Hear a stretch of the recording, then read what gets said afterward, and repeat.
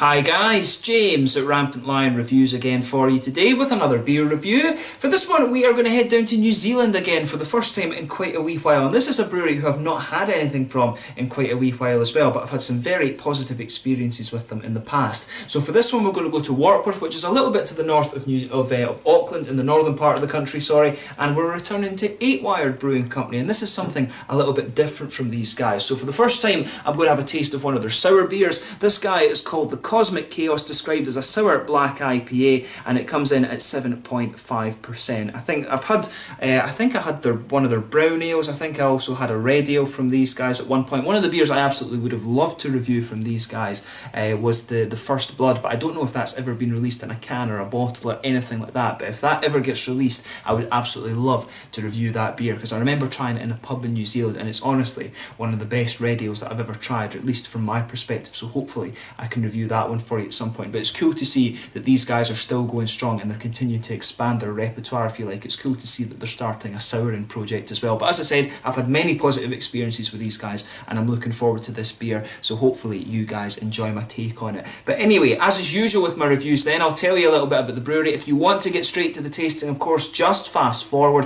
All the usual links are in the description below. That's the brewery website, the link to my other reviews that I've done from 8Wire before. No doubt I will do some more in the near future. Hopefully I can get some of the really good beers, as I was saying. There's all the usual social media. If you want to see more beer reviews, do please consider subscribing to the channel. The whole channel, of course, has a geography-based tagging system, so you can go into the home page and search for beer based on country, city, state, prefecture, county, whatever it is you're interested in. Do check out the playlist of beers from different countries. There is one there for all the Kiwi beers that I've reviewed for you. That's being added to whenever I can. I do wish that we could get more Kiwi beers over in Europe, but of course distance and things dictate that. And as always, please do get in touch and let me know some of the other beers and breweries that you guys would like to see me review. It's always great to hear from you guys that are watching the videos, and the support that you show the channel is hugely appreciated. So anyway, to tell you a little bit about 8Wire Brewing Company then. So this company was founded by the nomadic Dane Soren Eriksson, who set up permanent roots in Marlborough in New Zealand, and he'd spent some time studying in Perth in Western Australia. He was known as a regular at the Little Creatures brew pub, and it was here that he also discovered a love of brewing through the famous Cooper's home brewing kits. That's given birth to many a craft brewery over in Australia actually.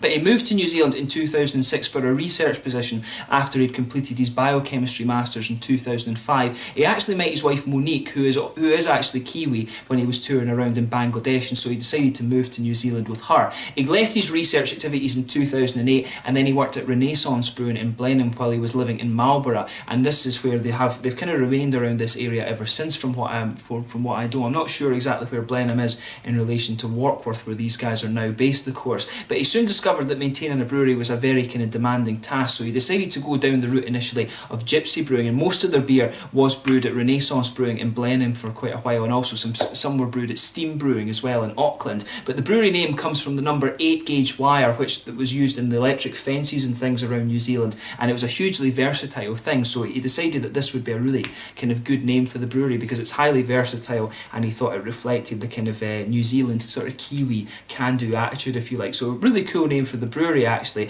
But in 2013 they finally set up their own brewery in Warkworth, which is a little bit to the north of Auckland, of course, in the northern part of the country, and this is now where they package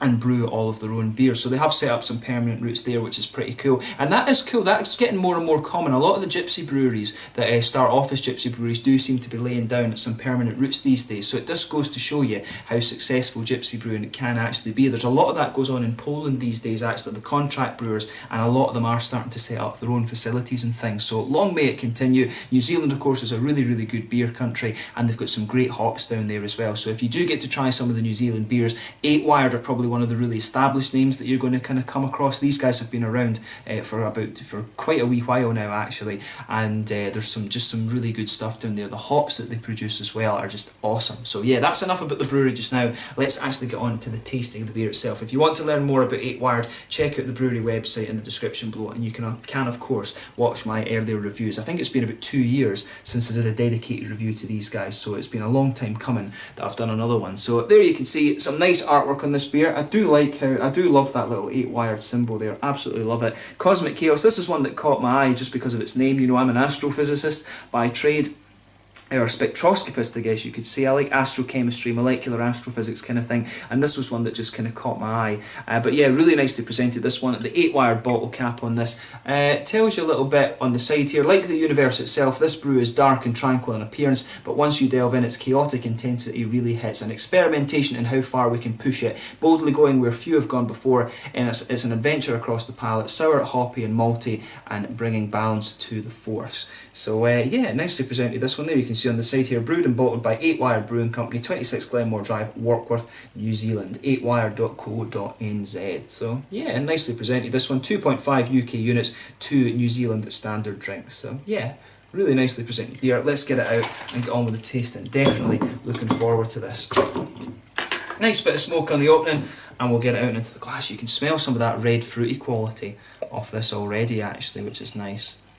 They've probably used, I don't know if they'll have used Cascade or exactly what they'll have used in this one, probably the New Zealand hops, to be honest with you. I think there is actually a New Zealand cultivated Cascade, if I remember correctly. There's one or two of the American hops that have been cultivated in New Zealand, and they've started to evolve a little bit since they've been over there. But one of the wonderful things about New Zealand, of course, and the reason they've got so good at developing hops, is there's no natural predators for them down there. So it really is pretty damn awesome. So as you can see with this beer, if I hold it up to the light, actually, it pours a really, really dark, it looks as if it's kind of ebony rosewood on the camera, but it's got a nice ruby edge to it. So I guess it's fair to say this beer is really, really dark and red in terms of its colour, but you're not going to see that too well on the camera. The head on this one, half finger, I guess, of a very light kind of fawn beigey colour actually. So yeah, that's just kind of sitting there quite nicely. One or two big bubbles sitting towards, sticking towards the side of the glass, and quite a few little ones just going up towards the bottom of that head. As I'm sugaring the beer around the course, I can pick up some of the nice toasty black malts and a bit of the sweet caramel as well, but it looks pretty much as you would expect from a black IPA. So let's take a closer look at the aroma then and just see how we get on with this one.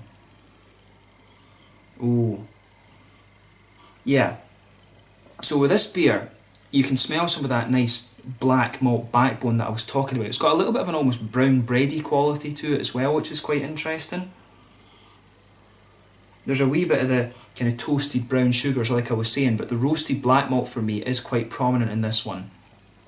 The black IPA is an interesting style to me, because I've argued in quite a few of the videos that I've put out on the channel that the black IPA is one that really needs to be an imperial to get the full kind of whack of what you can get with them, if that makes sense. I always think that the black IPA, you get so much more out of it if it's got a little bit of a kind of caramel base to it rather than a straight up black malt, but some of them can surprise you in that way, I would say.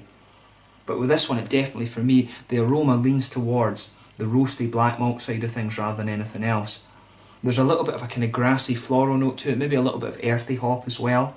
But what you'll notice on the kind of front end of it, it does have that sharp kind of tart, citricy character that you expect of a kind of sour beer, if you like. And it's a red fruity tartness that's coming out of this one. There's a wee bit of a, I want to say it's got a sort of figgy, candied fruit note to it, or maybe it's not quite raspberries, but it has that kind of sharp tartness that you would expect from raspberries. But yeah, definitely a kind of candied fruit presence to this one. There's maybe a little bit of a grapefruit and kind of citrusy note to this beer as well. But some floral aromatic kind of grassy notes in there. And but as I say, that kind of roasty black malt backbone to it's quite interesting as well. At 7.5%, it's kind of pushing, I don't know, maybe 8.5% is when you start to push an imperial IPA. So this one isn't too far off that actually. But just as I always say, just take a little bit of time and enjoy the aroma of the beer before you get stuck in. But I do like that little bit of tart red fruit that this beer has, so just take a little bit of time and have a look at that for yourself. But let's get stuck into this one now then. So this one is the Cosmic Chaos, a sour black IPA from 8-Wired Brewing Company in Warkworth to the north of Auckland on the North Island in New Zealand. Let's get stuck in. Slàinte, skål.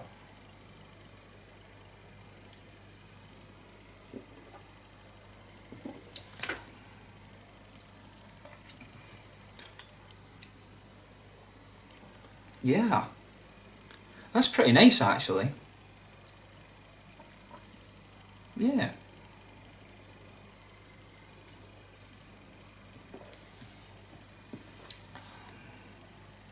It still actually feels pretty fresh, to be honest with you. And the thing with the sour beers is, of course, you can age these a little bit more.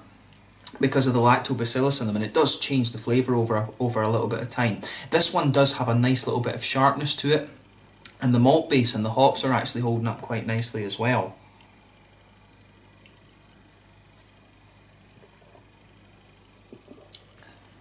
Yeah, so with this beer, it is pretty straight up actually, so you can feel that roasty black malt backbone there, that kind of blankets the middle of your tongue, and as you kind of progress further and further into the aftertaste with this one, it starts to push its way out a little bit more. There is a bit of a bready quality to it, in fairness, that builds on top of that, but right in the middle of the tongue, the roasty black malts, they do push their way out a little bit more. And it really works for the beer as well actually. There's definitely an earthy hop presence in there, and that has a good bit of bitterness to it. So that roasty black malt backbone that the beer has builds a good bridge with the earthy hops that are sitting in there.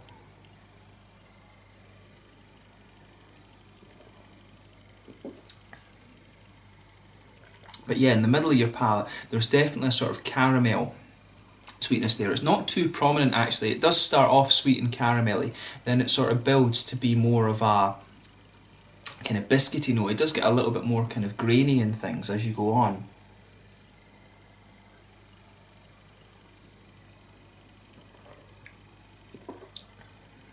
Yeah, definitely. It's got a little bit of a kind of sweet quality to it, biscuity like I was saying, but overall it's a nice beer.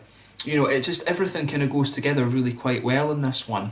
You can feel a little bit, if we go to the hoppy side of the beer again, like I was saying, it's got a little bit of earthiness, there's maybe a touch of herbal quality to it there in fairness, but as you come further forward along the side of the tongue, it does evolve into a slightly more spicy, kind of floral aromatic note, and it's a little bit lighter and grassy around the front curve of the tongue, but it's nicely done this one. Everything goes together really quite well in this beer. It's not too punchy in any one regard, although what I would say, the prominent notes in the aftertaste of this one are the earthy hops and a little bit of that kind of roasty black malt backbone.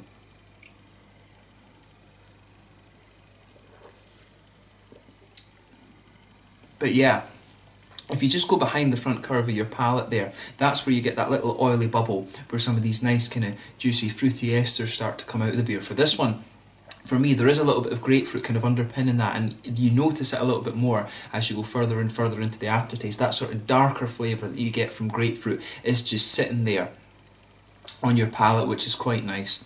And then there's a little bit of a kind of citrusy note as well, if that makes sense. I want to say it's more of a kind of lemony citrus, but it's not quite. It's something else that's in there. It's maybe a little bit of a kind of tropical fruit or something. But what you'll notice around the kind of front kind of U of your tongue, if you like, you're getting a bit of that kind of sour tart quality coming out of the beer, which is nice.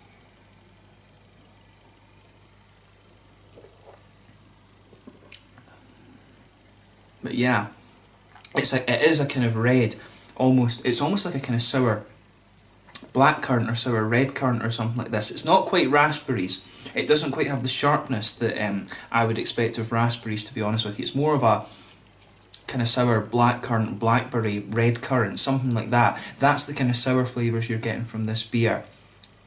There's maybe a little bit of a kind of candied red fruit flavour that comes out of it further in the aftertaste as well. But what I'm finding is that some of these roasty black malts are pushing, it's almost as if from the edge of your tongue, if you just go back a little bit, it's almost as if around that front curve of your tongue, there's a little U in there, and some of those roasty black malts are just pushing their way out. So it's really unusual just how prominent that roasty black malt is in this beer, but it certainly works for it. It's one of the more unusual black IPAs that I've come across in the last little while actually, and I've been drinking some really good ones recently. I do like this, and it's just a completely different change of pace from what I've been trying recently actually. But you know, the Kiwis are very innovative when it comes to their beer, you have to give them that. But it's nice, this beer. I certainly wouldn't hesitate to drink it again. And as I was saying at the start of the video, it is cool to see that even one of the more established breweries in New Zealand are starting to experiment a little bit. I'd be curious to know actually how common it is to get sour beers in New Zealand, because for a long time, the only stuff that we were starting to get, we were getting the usual styles like imperial stouts and IPAs and stuff like that. So if you are watching from New Zealand, do please let me know how common it is to find New Zealand brewed sour beers. Actually, I'd be really interested to know that. and whether 8Wire were one of the kind of pioneers so far in that. And it is cool to see that you know, quite an established beer country is still continuing to experiment, of course. But this is a nice beer, this one. I mean, if you like your black IPAs, this one definitely leans a little bit more towards the roasty toasty side of things. If you like your sour beers, it does have that. What I would say is that it's more of a kind of sour berry type thing that you're getting from this one, rather than the kind of sharp, tart, citricy notes. So yeah, have a wee go at that. And just see what you think. But it's definitely a nice beer, this one. In terms of the mouthfeel of this guy, I would say mid-bodied.